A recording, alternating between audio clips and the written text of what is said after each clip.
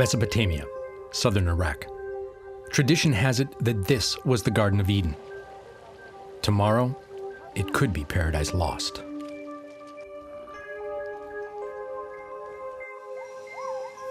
Orangutans in Indonesia's forests, their survival hangs in the balance.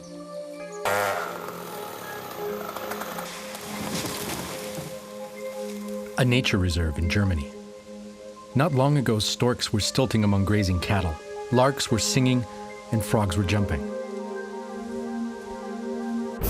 This is a story of unique landscapes, rare species, and of humans living in harmony with nature. Today they're all endangered, not by climate change, but by alleged climate conservation.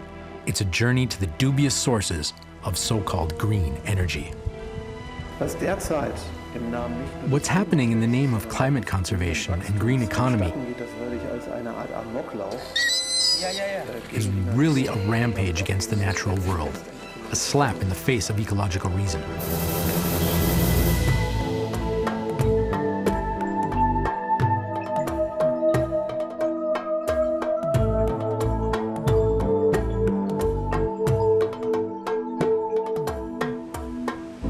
Cancun, Mexico, a holiday hotspot. But in the winter of 2010, many visitors are not here for the beaches. They've come for the UN Climate Change Convention. Thousands of delegates are debating one of the most pressing issues of our day, climate conservation. What's at stake is the future of our suffocating planet. One of them is Ulrich Eichelmann. For years, he's been working for the protection of nature and endangered species. Together with environmental organizations, he's been pushing for action to stop global warming. But lately, he can't help thinking that there's something going wrong with climate conservation. So he came to get a personal view. Thank you, Madam President. Distinguished. Under the auspices of the United Nations, politicians, scientists, corporate representatives, and NGOs negotiate our planet's destiny. In spite of many differences, there's one shared idea.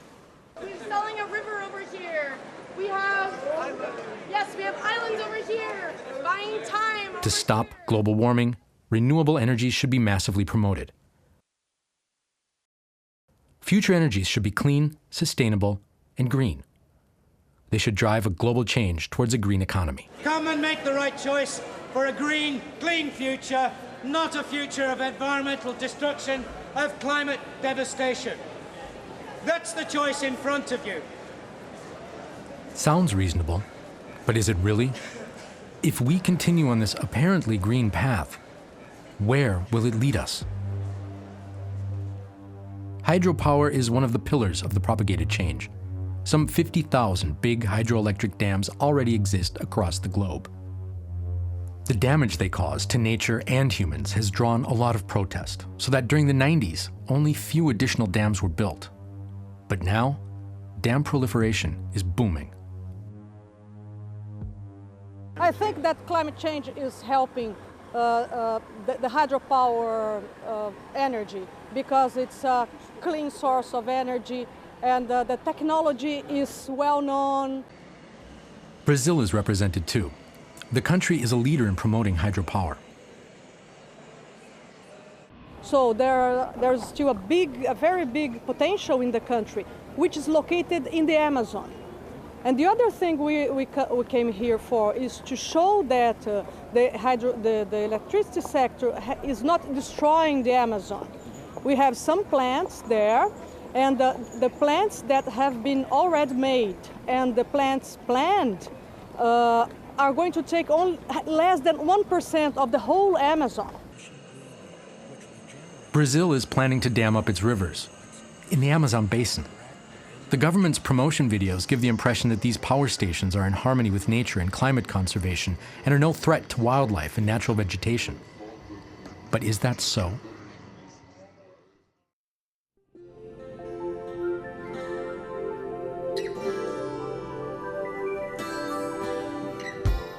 The Amazon rainforest, the planet's vastest natural forest, drained by the planet's vastest network of rivers. This is the world's green lung.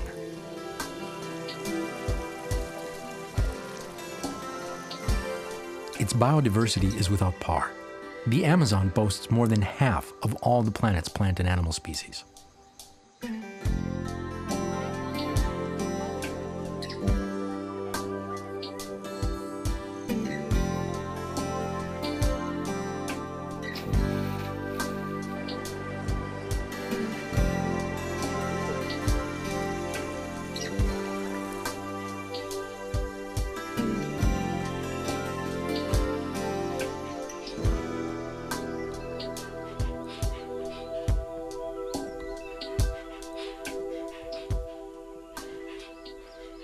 Woodland and rivers have always sustained the local people, including the 2 million inhabitants of Manaus on the Rio Negro.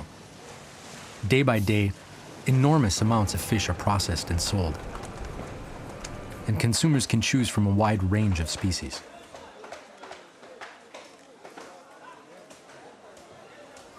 This bounty is the gift of a nearly intact natural environment.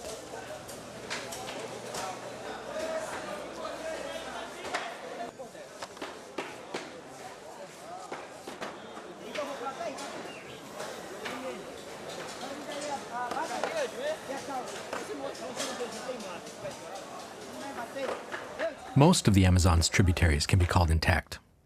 Take the Xingu, 900 kilometers downstream from Manaus.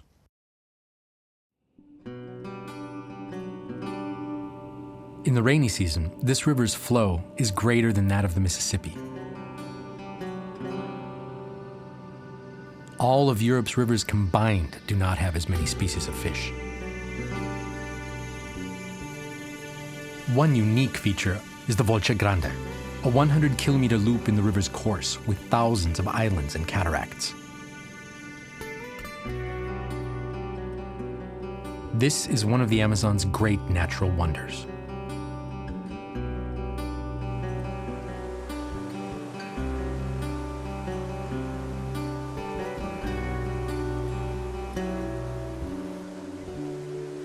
And it's also where the world's third largest dam is projected, the Belo Monte Dam. It requires the Xingu's course to be diverted to fill a reservoir as big as Lake Constance. The Volta Grande would practically fall dry.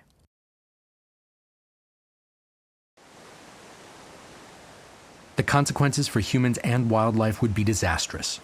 Some 100 fish species would be threatened with extinction. More than 20,000 people would have to be dislocated, including the Xikrin Kayapo tribesmen whose livelihood depends on the river. One of them describes their situation. I am Arikafu, he says. This is my family.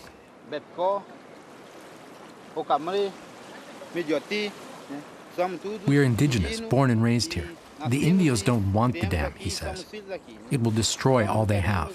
Plants, fish, the river, the forest, their medical herbs, everything, even their homes.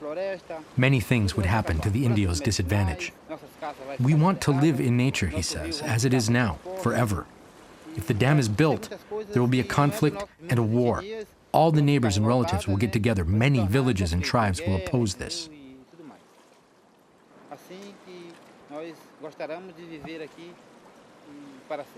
Other bits of the river so that they can have enough. The Indios have already stopped a dam project on the Xingu twice. Their protests during a promotional event of the powerful Electrobras Corporation hit the news. They attacked the company's spokesman. He got away with a shock. So what you're saying is lies. None of this is important. We don't want dams, and that's what you've got to understand. She was still ranting away. And the press, they just went mad and started lunging forward. There was a confusion of knives and sticks and cameras. And in that whole confusion, the man from the industry company fell off his chair backwards, and then for somewhere down the line, he got cut by one of the knives. Even back then, the Indios, in their opposition against the destruction, were supported by Austrian-born Bishop Erwin Kreutler, and he's still supporting them. For his engagement, he was awarded the Alternative Nobel Prize in 2011. How can we drive these people into desperation, the bishop wonders, and just say, get out of here? Whatever compensation they're promised, they'll never get it. In 2010, the indigenous tribes of the region spoke up once again. They're afraid of the dam projects and the accompanying exploitation of the forest.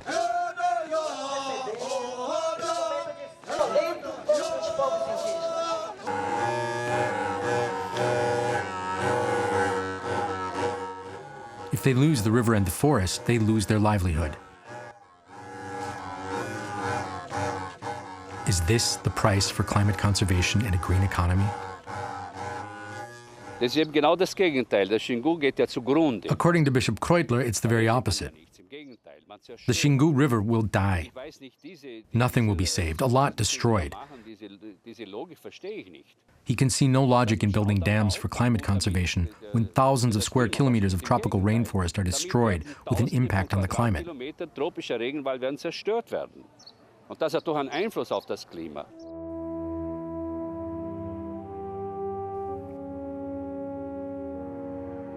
Bishop Kreutler knows what he is talking about.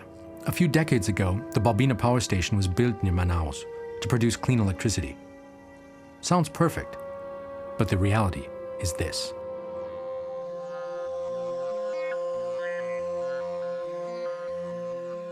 "230,000 hectares of primeval forest have been flooded. Millions of trees are now rotting in the reservoir. A depressing sight. But what you don't see is even worse. Underwater, methane is produced, which is more damaging to the atmosphere than carbon dioxide.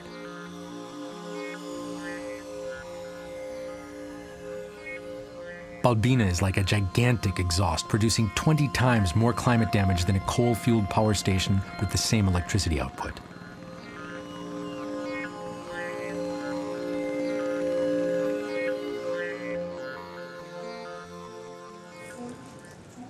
Back at the Cancun Climate Conference, Brazil's government is showing off the country's impressive biodiversity. Climate change is threatening this, they say. So renewable energies should be promoted. One example they are quoting is the giant South American turtle, a species to which the Xingu is of special relevance. It's September, the dry season. The islands are breeding grounds of black skimmers and various terns.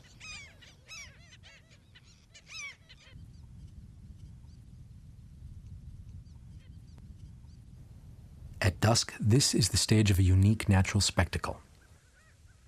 Female river turtles are waiting for their cue.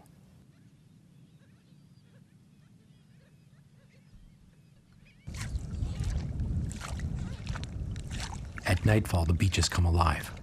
One after another, the turtles leave the water. These islands represent one of the major turtle nesting sites on the planet. Some 30,000 females come here to lay their eggs in the sand. As soon as one group is done, the next one moves up.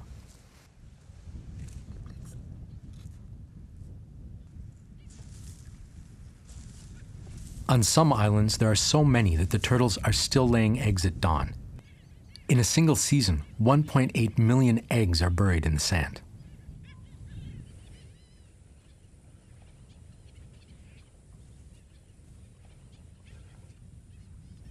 Black vultures are hoping to harvest some of them. But it's not the vultures that pose a threat to these turtles. The threat is hydropower, even though the islands are way below the projected dam. The Belo Monte Dam will hold back the sand, so the islands will no longer be replenished. They will disappear, and with them, turtles and birds.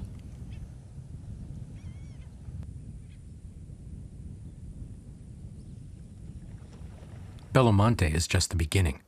There are plans for power projects on almost every river of the Amazon basin, more than 60 megadams and hundreds of medium-sized ones.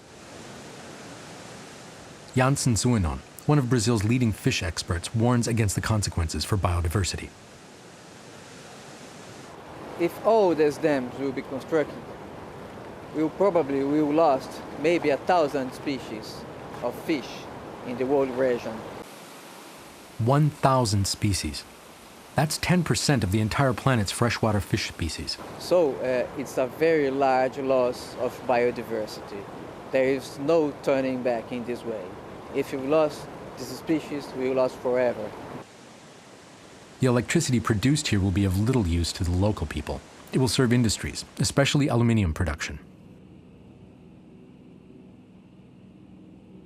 These factories destroy the rainforest and speed up global warming. Hydropower kicks off a vicious circle. If these dams are built, the biodiversity of the planet's green lung is history. The killer is climate conservation. Da gibt's keine Amazonien mehr.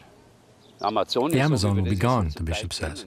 Even now, much of the Amazon rainforest has been cleared. Bishop Kreutler came here in 1965. Since then, he has seen vast areas irredeemably destroyed. He thinks that these dams will be the final blow.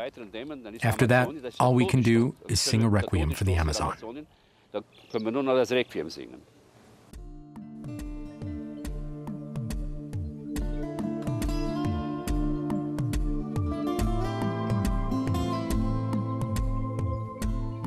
What the Amazon is to the planet's nature, Mesopotamia is to mankind's cultural heritage. The land between Euphrates and Tigris is seen as the cradle of Western civilization. No other region is as closely connected with our cultural history.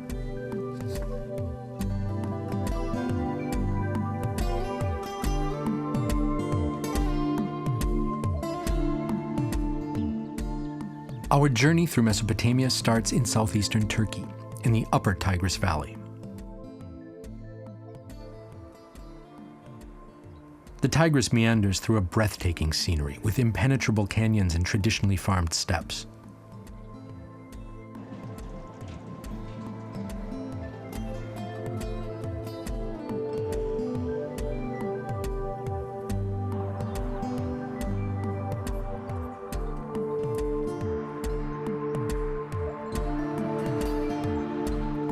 In spring, the plains turn into an ocean of flowers.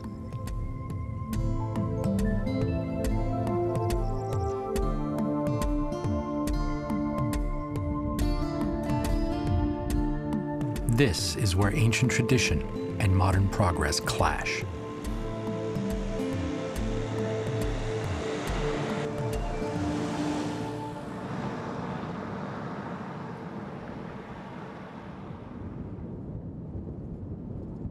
The jewel of the Upper Tigris is flanked by steep cliffs. The city of Hasankeyf.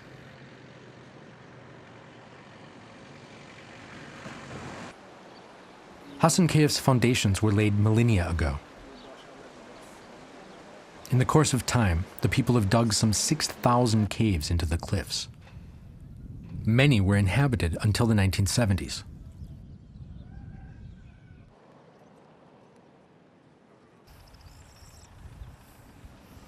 Life here is simple, but the people are proud of their city. They make a living from agriculture, fishing, and tourism.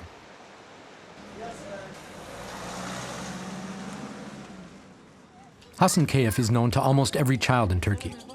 Each year, some 100,000 visitors come to admire the ancient town. But now, after all these millennia, the days of Hasankeyf are counted. It survived the onslaughts of Mongols, Artakides, and Romans, but it may not survive modern climate conservation. Hasankeyf is to be drowned in the projected Ilisu Reservoir. The Ilisu Power Station is one of the world's most controversial power projects. Wahnsinn. Schau dir das an. So sehen Großprojekte aus. When Ulrich Eichelmann visits the construction site 70 kilometers downstream from Hasankeyf, he's both overwhelmed and Das appalled. steht noch im Alten Testament als Paradiesfluss. It's the Old Testament's Paradise River, he remarks. Hölle. But now, this is hell. A few years ago, Ulrich says, he visited Ilisu village on the Tigris River. Now he's back taking a tour with the Turkish contractor. Meter Durchmesser. Boah. Das ist grün. With considerable pride, the contractor shows Ulrich the gigantic conduits which will divert the river.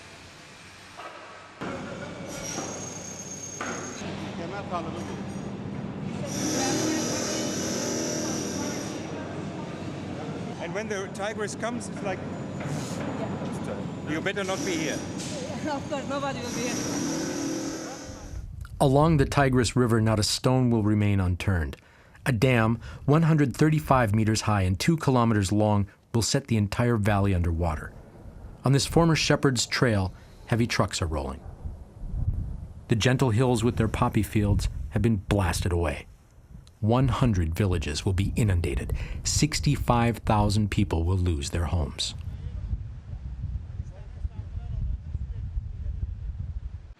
Und dass das auch noch mit dem Staudamm. The real mockery, Ulrich says, is that all this is labeled as climate conservation. People are driven away. Vast natural spaces are being destroyed. Hasankeyf and Mesopotamia are the cradle of our civilization. The very source of our culture is being destroyed by a modern non-culture, a reckless belief in technology. Ulrich calls it madness, a climate crime. Zerstört. Das ist einfach Wahnsinn und das ist climate crimes. Around Hasankeyf, too, construction work has already begun.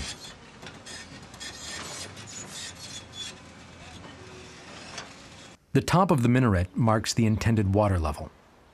Everything below that, houses, gardens, caves, cemeteries, and the 900-year-old pylons of the bridge, will be submerged.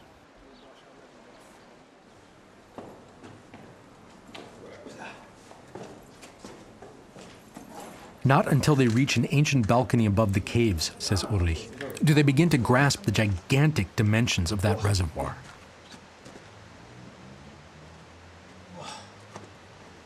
For millennia, he marvels, countless generations have been impressed by this panoramic view. Actually, the day is starting when they are starting with the prayer at 5 o'clock. Ulrich fears that he and his companions will be the last ones to enjoy this view. If the Turkish government has its way, they'll soon get their feet wet up here. But opposition is lively. For years, the inhabitants of the valley, together with national and international organizations, have been fighting against the threat of this project. They've been joined by numerous artists such as pop singer Tarkan and Orhan Pamuk, winner of the Nobel Prize for Literature.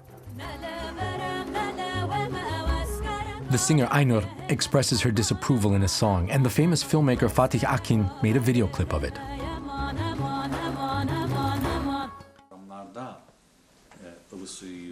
Osman Baydemir, the mayor of neighboring Diyarbakir, a city of 2 million, wraps it up. Ama bana göre Ilısu barajını inşa eden In my opinion, the policy behind building the Ilisu Dam is criminal, comparable to attempted murder. insan öldürmeye tam teşebbüs suçunu işlemektedirler.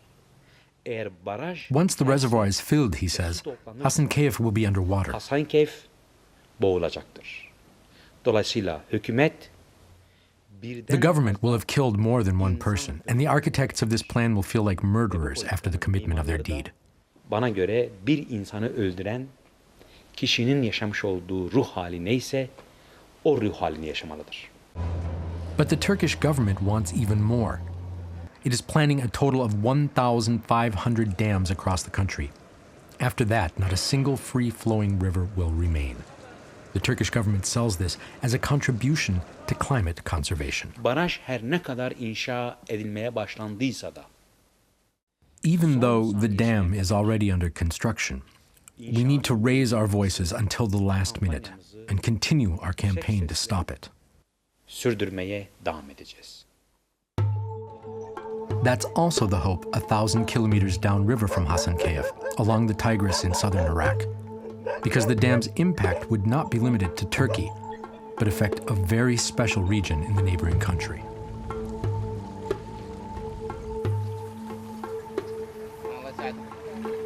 Near the city of Basra, the Tigris unites with the Euphrates River and forms the Shat al-Arab, the river of the Arabs. Before they unite, the rivers jointly inundate a vast plain, forming the Mesopotamian marshes. Here, some 6,000 years ago, the Sumerians developed writing, the first legal system, and the basic methods of agriculture.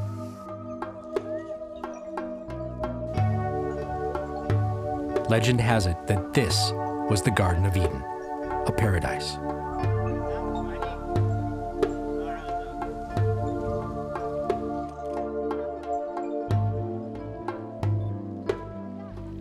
Today's inhabitants are the descendants of the Sumerians, the marsh Arabs. Like their ancestors, they build their houses of reeds on tiny islands.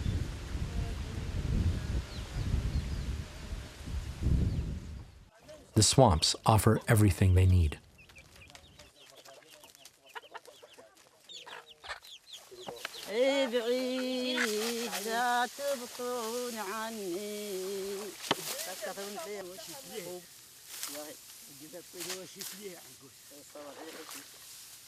A family's most valuable possession are their water buffalo. Some 200,000 roam freely in the channels and reed beds. There cannot be a more natural way of keeping cattle. They can swim long distances. Cattle egrets use them as ferries, sometimes without express permission.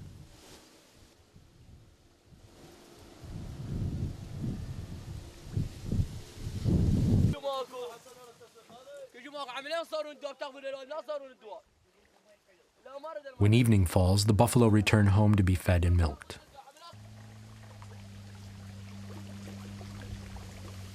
Until the 1990s, the marshes were mostly still intact. Each spring, the two rivers swamped an area the size of Belgium.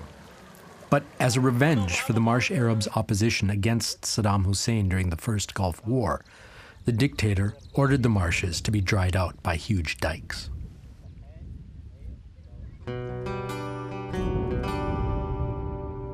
The region became a desert, and the people had to migrate. This went on until 2003. After Saddam's capture, Iraq experienced its greatest success story, the return of the water.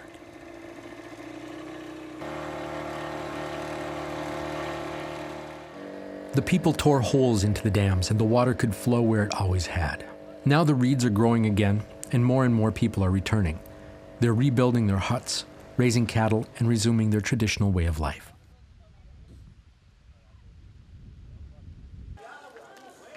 Even the motifs, magnificent structures made of reeds, have been rebuilt. This is where the sheiks meet to discuss public issues.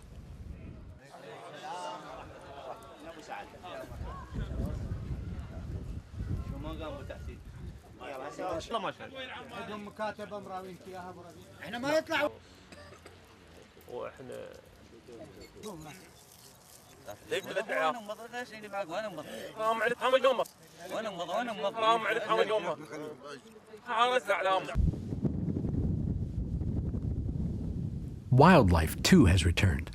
Egrets, cormorants, terns, bee-eaters, and kingfishers are all back.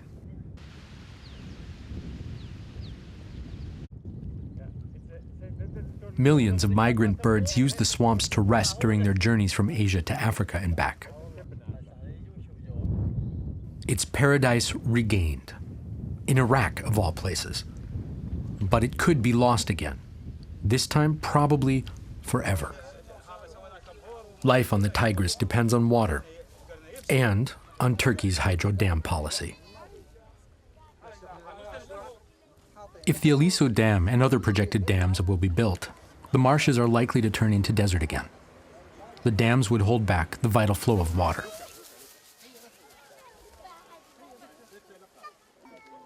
While Hassan Kayaf on the upper reaches would drown, this region would dry up, due to climate conservation.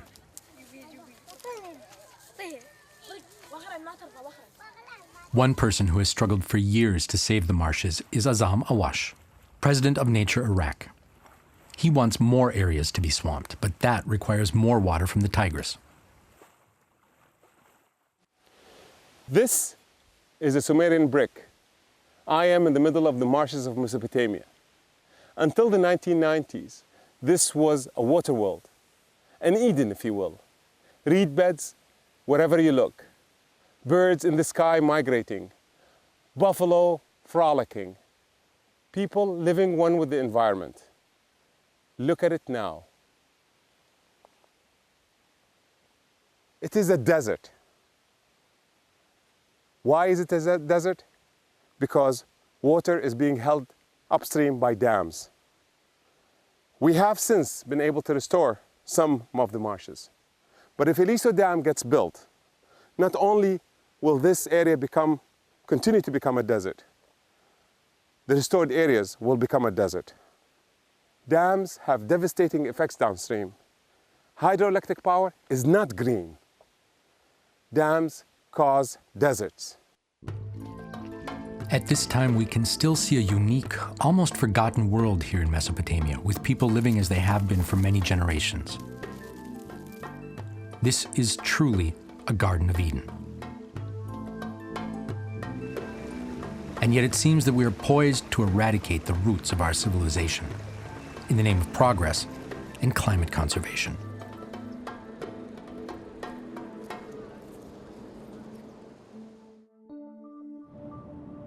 Such eco-crimes are not restricted to countries like Brazil or Turkey. They also happen in the very heart of Europe.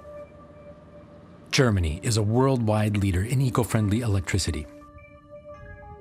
20% of Germany's electricity comes from renewable sources. In the fields of wind and solar energy, Germany takes an international lead. But in the shadow of these highly visible energy plants, another branch has been growing, almost unnoticed, but very profitable. The raw material is grown in fields: corn.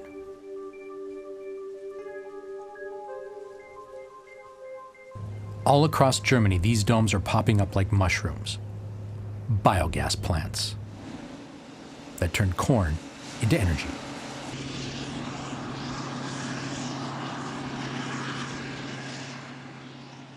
This is the Cornfields Biosphere Reserve north of Berlin, a sprawling natural reserve and popular recreation area just outside Germany's capital. In the Corn Reserve, one can meet animals that have long disappeared elsewhere. Cranes, for instance, searching for food on the pastures. Around pools and in boggy meadows, lapwings are nesting and white storks find nourishment. With some luck, one may even see Germany's rarest eagle, the lesser spotted eagle. Complex protection programs are in place to help them survive.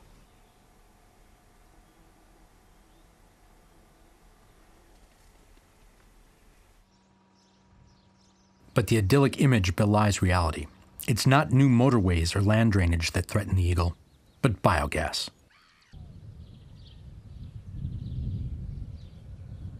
Corn, to be precise. Rows and rows of corn to the horizon and right up to the waterfront. Martin Flade of Brandenburg's Ministry of the Environment is in charge of the large protected areas. Viele Arten der Feldflur, die in Getreidefeldern und so weiter vorkommen. Martin says many species inhabiting agricultural areas like wheat fields cannot survive or reproduce where corn is planted. Im Mai erst gepflügt, also erst abgespritzt mit Roundup, oft dann gepflügt und cornfields are not plowed and planted until May, after treatment with pesticides. So any species inhabiting these areas in April and May cannot breed here because their nests are destroyed. This affects ground-breeding birds like larks and lapwings, but also brown hares and amphibians. betrifft auch einen Feldhasen zum Beispiel oder auch Amphibien, die dann vielleicht in diese Bodenbearbeitung reingeraten. Und wenn Sie diese Flächen jetzt mal sehen, die hier hinter uns sind. Look behind us. We've got 1,000 hectares of corn here, sometimes with corn for 4 years in a row. Ecologically, this is a desert. In the heart of the reserve, stork nests are deserted. Populations of lapwings, larks, and hares are dropping dramatically. Because of green energy, the lesser spotted eagle, too, appears to have no future in Germany. Corn is closing in on its hunting grounds. Eagles cannot feed their brood with corn. This situation is now found all over Germany. The biogas boom is rife across the entire country. At the end of 2011, there were 7,000 biogas plants. 3 more are being completed every day. In recent years, the annual increase in cornfields has been 200,000 hectares, taken away from nature. The winner is agriculture. Farmers have gained a new source of income, but the calculation is not that simple. This is Schleswig-Holstein, in the very north of Germany. The stork village of Bergenhusen is surrounded by vast wetlands. This is traditional dairy land. Renate Rahn from the nearby Meggendorf runs a farm. For generations, her family has raised cattle. Und früher war das so, dass jeder Landwirt so 10 bis 15 Hektar Acker pachten konnte. In the past, she explains, each farmer was able to lease 10 to 15 hectares because no one owns enough land. There used to be 60 farming families, mostly working rented fields. But now the producers of biogas offer twice the price per hectare, and the dairy farmers cannot afford that. So now the cows are fed with grass, silage, and a little corn and soybeans, which have to be bought. Ein bisschen Mais und Soja und solche Komponenten müssen wir dann zukaufen. Denn die Kühe sind dahin gezüchtet. The cows have been bred to produce more and more milk, so they need nourishment that's rich in energy. Otherwise, the cows won't produce. If we have a biogas plant here, Renate says, and we have to buy soybeans, rainforest is being cleared elsewhere to plant the soybeans we import to feed our cows. Den wir hier wieder importieren, unsere Kühe dann zu füttern. For the dairy farmers, biogas means competition. But is biogas at least good for the country's climate balance? This is Germany's biggest biogas plant and one of the biggest worldwide, Klarsee, near the East German town of Penkun, a 45 minutes drive from the Korin-Schorfheide Nature Reserve.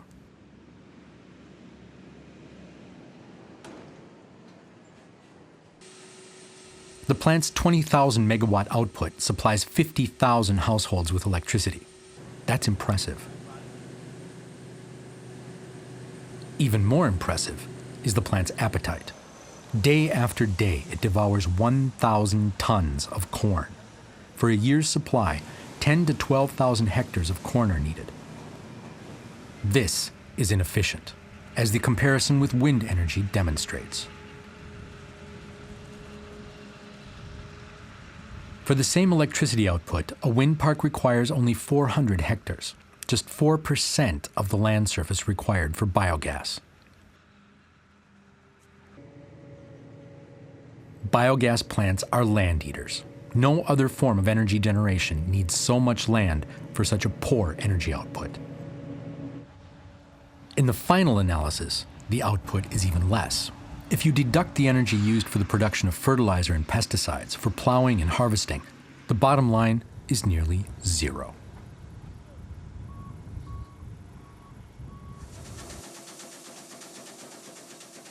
If the climate balance also takes into account the emissions created by plowing green fields, the overall result is negative. Biogas damages the planet's climate.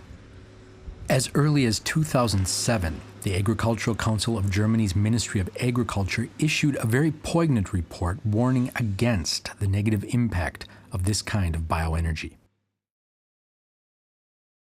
It will increase CO2 and nitric oxide emissions with the result that the expansion of biogas production may be counterproductive for climate conservation.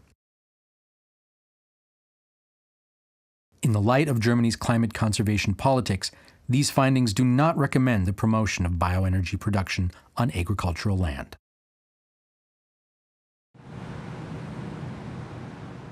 And yet German politicians opted for it. In 2012, they extended their subsidies program for biogas production. Because of this, landowners earn considerably more by planting corn than by producing food or leaving wetlands in a natural state. Electricity consumers pay the bill, believing they are contributing positively to climate conservation.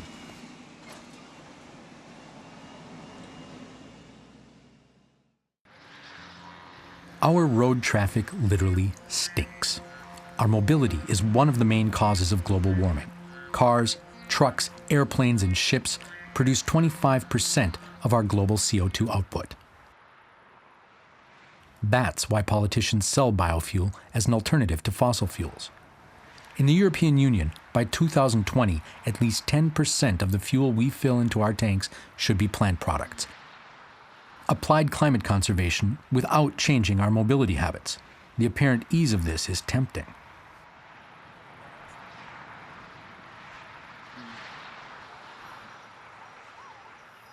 This is the Indonesian part of Kalimantan Island, which is known as Borneo. Borneo boasts one of the planet's vastest and most beautiful rainforest regions. The biodiversity is breathtaking.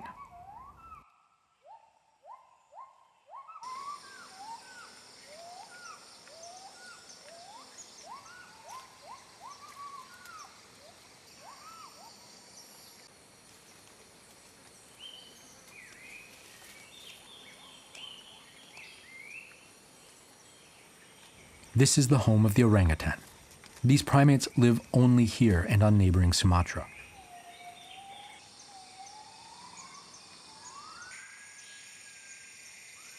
Orangs spend their entire lives in the jungle, if we let them.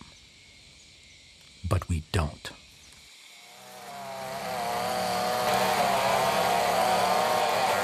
Their home range is being cleared fast and faster.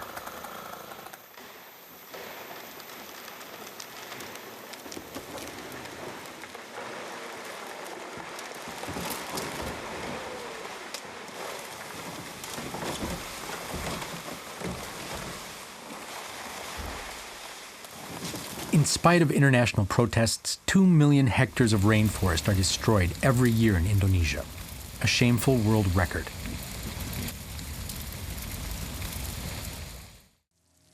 The substance that erodes the jungle is palm oil. Palm oil is used in food and cosmetic products, but in recent years, Europe's, India's, and China's thirst for biodiesel, the booming green fuel market, has been driving the sprawl of palm plantations.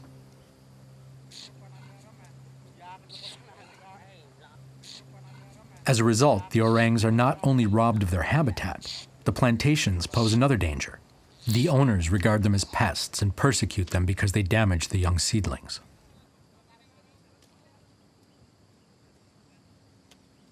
While conservationists struggle to save as many animals as possible, hundreds of orangs are killed on the plantations each year.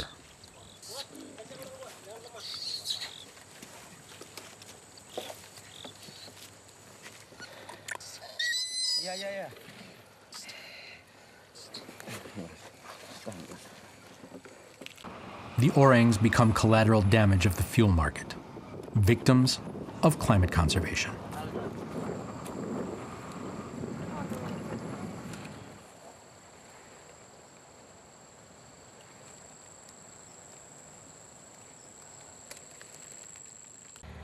And in Indonesia, climate conservation is a big word.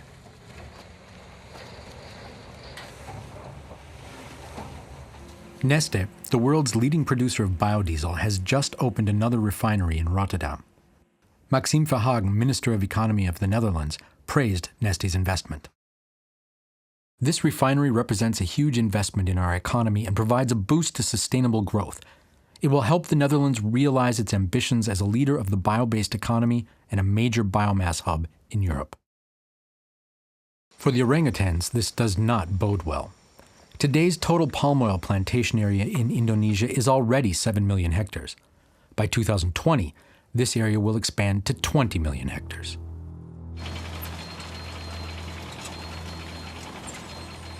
In spite of all these drawbacks, biodiesel does nothing to relieve our pressure on the climate. On the contrary, because forests are burned, CO2 is emitted. What's worse, in Borneo, most forests grow on peaty soils. When they're drained, these soils emit all the carbon they have accumulated over millennia.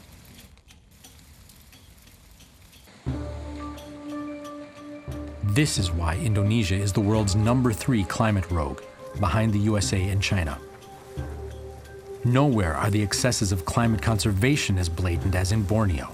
The biodiesel boom has led to the destruction of vast rainforests, precisely those rainforests on which our planet's climate depends.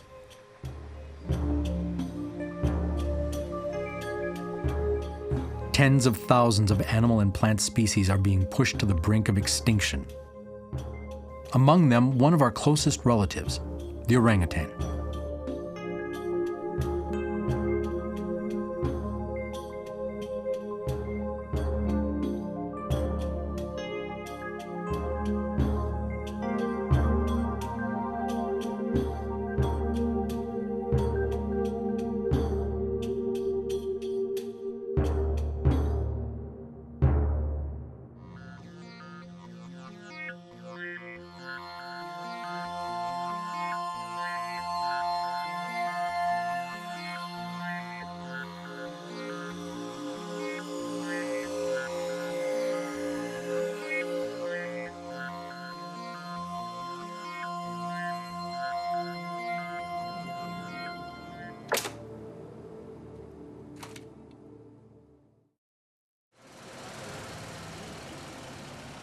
In Cancun, the world is seen in a different light. Here, the praise is being sung to renewable energies. No one mentions the negative impact. It's frustrating that our approach to climate conservation is possibly destroying more species than climate change, and no one seems to notice.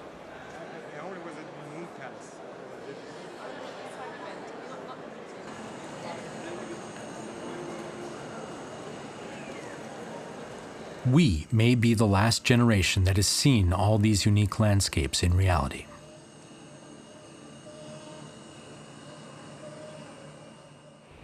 It's a sickening thought. How stupid are we to allow this to happen and even stick a green label on it? In Cancun, one thing became obvious. In big politics, ecology and nature are of no relevance. Everything is driven by economics.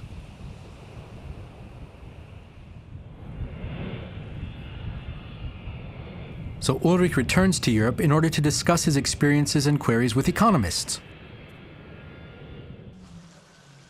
The first expert and interview partner is the German economist Nico Pech. Ulrich shows him images from his journeys.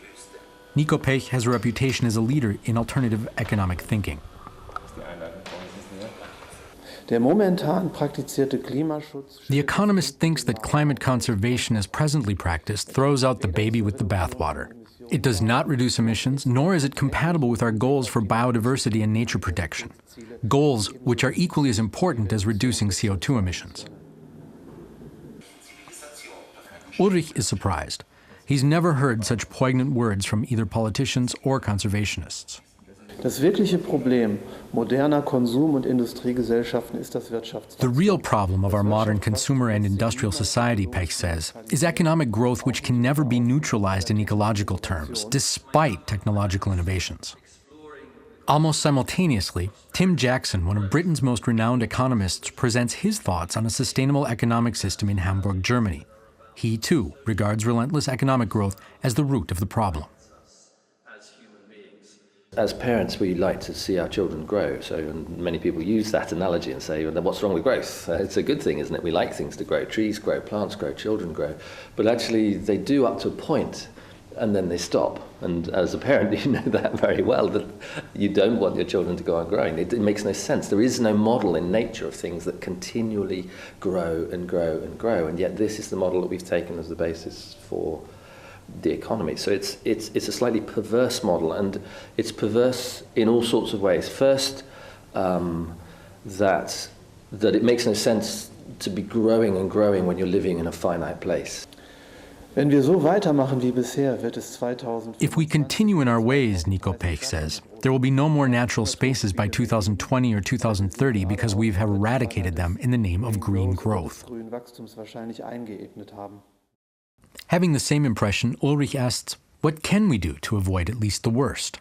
The basis for the exploration, I think, is to establish where the ecological limits lie. And we haven't done a very good job of that, except perhaps in relation to climate, but in relation to habitats, in relation to biodiversity, in relation to scarce resources, in relation to water.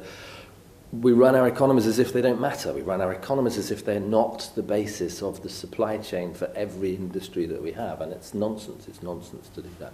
So establish the limits is the first thing. Das Erste, was der Staat jetzt machen müsste, The first thing the state should do, Nico Pech says, is pronounce a moratorium. We must not place energy plants into those parts of the land that are still unused, where the soil is unsealed. The most important thing we need to do, he says, is reduce our expectations in terms of material self-realization, including consumerism, mobility, telecommunication. The second priority is reduction. The third priority is reduction. And then we need to think about carefully redesigning our remaining industrial supply systems. That means local economy, regional economy, even home production. Nachdenken. Das heißt über Lokalökonomie, Regionalökonomie, mehr selber machen, also Selbstversorgung sogar. For the first time, Ulrich gets the impression that someone can see what the problem really is and offers more than the usual hollow phrases about more energy efficiency in cars or fridges. The root of the problem is our lifestyle and consumerism. The future of the planet is in our hands. But what future? How many natural spaces do we want to preserve? Or, in other words, how much nature do we not want to destroy? In another generation, should we still have the Amazon, Mesopotamia, wild orangutans, lesser spotted eagles, Amazon river dolphins, and Kayapo Indios and marsh Arabs? If we want that, we need to set limits to the destruction of nature. A global master plan for natural spaces without economic development. This won't happen without rigorous changes in our economy and society. We need to turn our backs on perpetual growth. Admittedly, many of us find this difficult to imagine. Let's begin to face the facts. Climate conservation is often a smokescreen of eco-criminals and profiteers. They pretend to protect the climate, but all they do is destroy our natural world. It's not too late for decisive changes. We just need to take the right steps. Nature has great power. It's tough. Wherever nature is given space, it will fill it. Just like in Iraq, where the life returned to the desert once the water came back.